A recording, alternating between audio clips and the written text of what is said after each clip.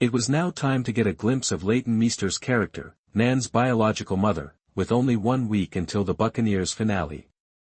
I'll be honest, this episode's gloomy themes and annoying parts made it really difficult for me to watch.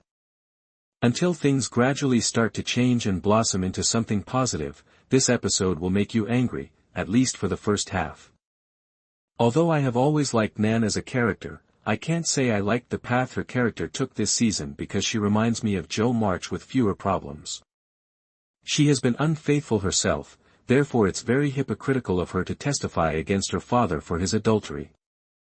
Furthermore, she doesn't have much character in her argument against her biological mother. Her anger truly disappointed me, although I suppose many would find it reasonable enough. However, those issues were handled far more quickly than I had anticipated, so I suppose that's a plus. Without further ado, let's dive right into Season 2 Episode 7.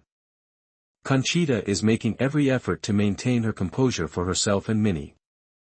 It's clear that she finds it difficult to meet Jinny's gaze.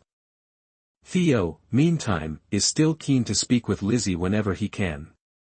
Hector even notices him doing this at Richard's wake.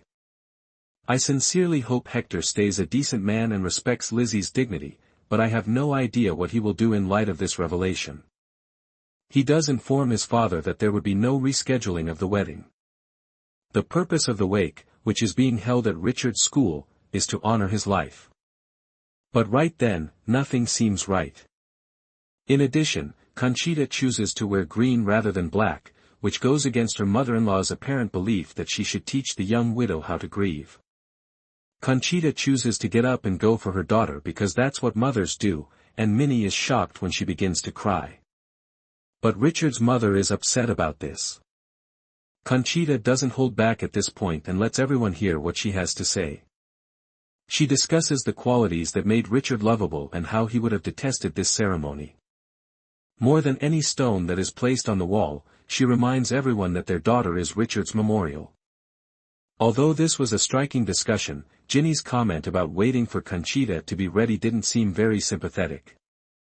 Later on, however, Conchita appears with an olive branch, some lovely goodies, and smears Jinny's face with cream. It's good to see them behaving like young girls once more. Honoria is then informed by Conchita that they are now family and that she should go live her life since Conchita will be taking care of her mother. She is aware that Richard has always favored his sister's independence. I guess they were always really close.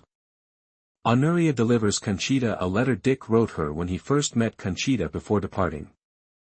Yes, the waterworks once more, but this letter shows Conchita that Dick had always loved her and that their ordeal was unquestionably worthwhile.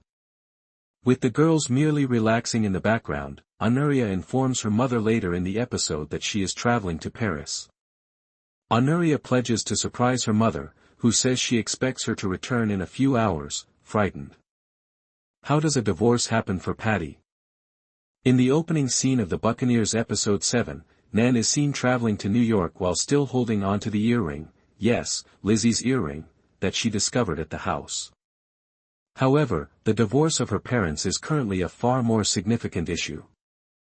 To be honest, the problems seem to go on forever, but at least Jinny is now secure and content. The trial is frustrating in every way. Tracy's lawyer is the type of man who thinks women are an inferior race and should not have any rights, even though we already know that what Patti says is completely correct. In the first half of the episode, Patti's situation is not looking good, and I'm not sure how I was able to endure any of this. Everyone is watching the English Duchess as she shows up to support her mother, and Nan also turns up. When he makes Patti discuss the details of their marriage in court, everything gets worse. How can a woman have expectations and desires? I don't get it. Isn't it a positive thing if she's attempting to keep her spouse at home? Judge for yourself, Mr. Lawyer.